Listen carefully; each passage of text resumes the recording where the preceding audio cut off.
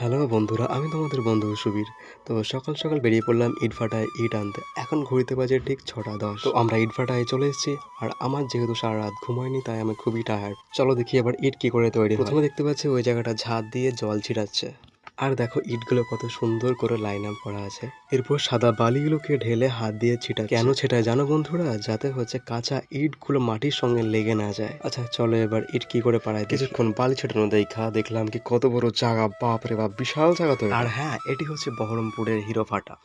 এই ফাটার ইটের কোয়ালিটি অনেক ভালো। আচ্ছা গাইস, চলো এবার ইট কি করে হয় আমরা দেখি। মাটিকে বাক্সের মধ্যে ভালো করে ভরে তারপরে সেটাকে উল্টে দিতে হয়। আসলে ইট পাড়ানোর কাজটা যতটা সহজভাবে আমরা দেখছি ঠিক ততটাই কঠিন। প্রথমে মাটিগুলোকে ভালো করে মেখে নিতে হয়। আগেকার দিনে যেমন পা দিয়ে মাখানো হতো, আর এখন সেটা মাখা হয় মেশিন দিয়ে। সেটা অনেকটা ইজি হয়ে গেছে। চলো তারপর দেখে ইটগুলোকে চুল্লিতে পোড়ানোর পর ভ্যানে করে ইটগুলোকে নিয়ে এসে সাজানো হয়। আমি যখন ওনাদের সামনে গিয়ে ভিডিও করছিলাম তখন ওনারা হাসতে হাসতে একজনকে বলছিল, দেখ এটা হচ্ছে ইউটিউবার।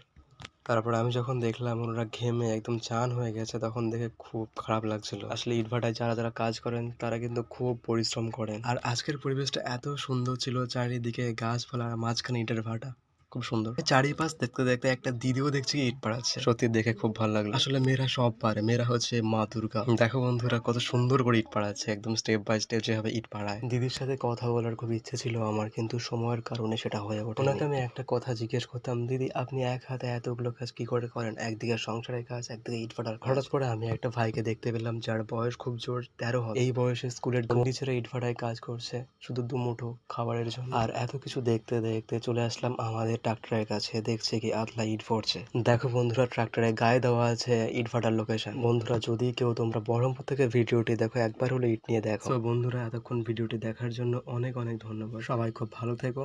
দেখা হচ্ছে পরে একটি ভিডিওতে।